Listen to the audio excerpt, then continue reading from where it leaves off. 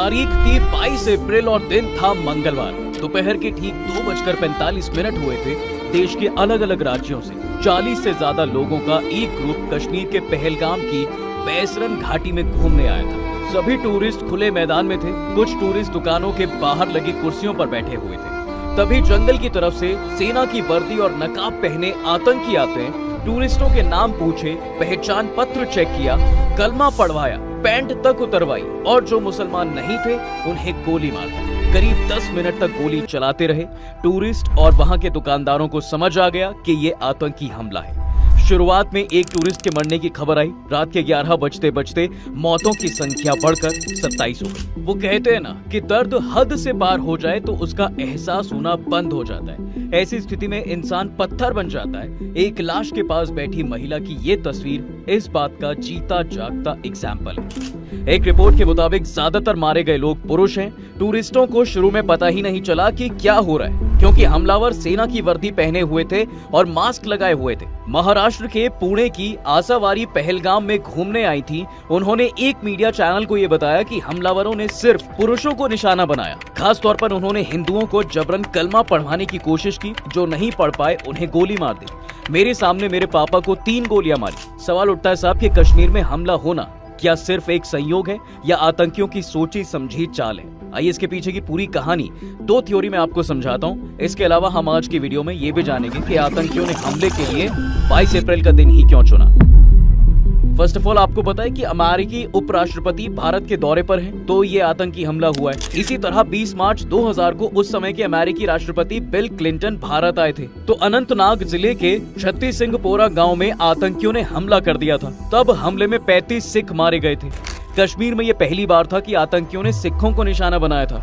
तो इसके पीछे की एक थ्योरी ये कहती है कि अमेरिकी उपराष्ट्रपति की यात्रा का एक सिक्योरिटी प्रोटोकॉल होता है। उनके आने से पहले ही 2 C-17 ग्लोब मास्टर प्लेन आ गए थे। अमेरिकी एजेंसियों ने डेरा जमा लिया। इंटेलिजेंस एक्टिवेट है। इसके बावजूद आतंकियों ने कश्मीर पर हमला करके ये संदेश देने की कोशिश की है कि हम कभी भी कुछ भी कर सकते हैं और इससे अमेरिका की नजर में इंडिया की छवि खराब हो सकती है। और दूसरी थ्योरी का तार पीएम मोदी के सऊदी अरब से दौरे से जुड़ा हुआ है और इसके साथ ही आतंकी संदेश देना चाहते हैं कि कश्मीर का मुद्दा मरा नहीं है। 22 अप्रैल को पीएम नरेंद्र मोदी सऊदी अरब के जेद्दाह पहुंचे। 2 दिन का ये दौरा कई दिनों पहले से तय था।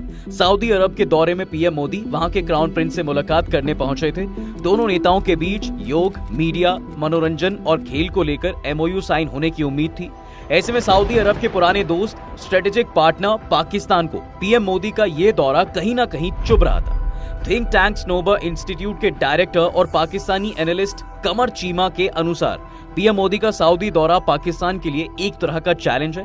और खबर ये भी है साहब कि सऊदी अरब पाकिस्तानी भिखारियों के लिए नया नियम ला रहा है। वहीं भारत के पीएम मोदी अरबों डॉलर की डील करने जा रहे हैं। तो अब आतंकियों ने यही दिन क्यों चुना, इसकी वजह क्लियर हो चुकी है। यानी आतंकियों ने सऊदी अरब समेत मिडिल ईस्ट के मुस्लिम देशों और भारत सरकार को एक मैसेज देने की कोशिश की है कि कश्मीर का मुद्दा अभी खत्म नहीं हुआ है। Retired lieutenant general Sanjay Kulkarni कहते हैं कि ये आतंकी हमला टाइमिंग देखकर और सिस्टमैटिक मेथड से किया गया है। भारत के प्रधानमंत्री मोदी मिडिल ईस्ट गए हुए हैं। ऐसे में ये वारदात भारत को नीचा दिखाने के लिए ही की गई है।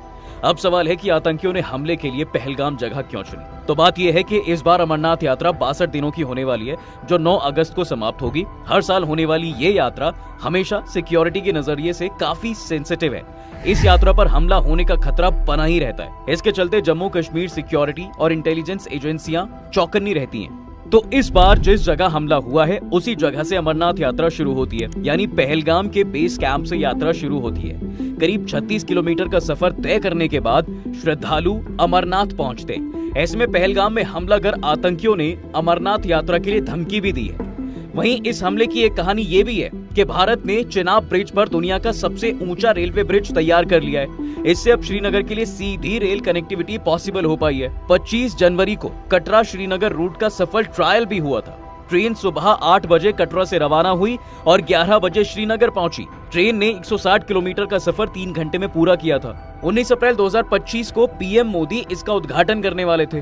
साथ ही कटरा यानी माता वैष्णो देवी पहुंचकर जम्मू कश्मीर वंदे भारत एक्सप्रेस ट्रेन को हरी झंडी भी दिखाने वाले थे। हालांकि किन्हीं वजहों से उन्होंने ये प्लान पोस्टपोन कर दिया।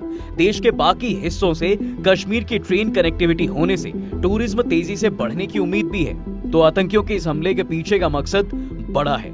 इसके पीछे एक पूरा साइकिल चेन है, यानी हमले का मेन एजेंडा है कश्मीर में टूरिज्म को रोकना जाएगा। वहीं इस हमले की जिम्मेदारी लश्कर ए तैयबा के हिट स्क्वाड यानी के द रेजिस्टेंस फ्रंट TRF ने ली है। TRF का मास्टरमाइंड सज्जाद गुल है, जो पाकिस्तान में बैठकर इसे ऑपरेट करता है। आपको बता दें कि लश्कर का प्रॉक्सी ग्रुप है द रेजिस्टेंस फ्रंट यानी TRF 2019 में एग्जिस्टेंस में आया था। TRF के आतंकी जम्मू कश्मीर में काफी एक्टिव हैं। इसकी फंडिंग पाकिस्तानी सेना और ISI ही कराती है। जानकारी के मुताबिक इसे सज्जाद गुल, सलीम रहमानी और साजिद जट लीड करते हैं। जम्मू कश्मीर में 2019 के पुलवामा अटैक के बाद इसे सबसे बड़ा आतंकी हमला माना जा रहा है। हमले में जिन 27 लोगों की मौतें हुई हैं, मरने वालों में एक UAE और एक नेपाल का टूरिस्ट और 2 लोकल सिटीजन भी शामिल हैं।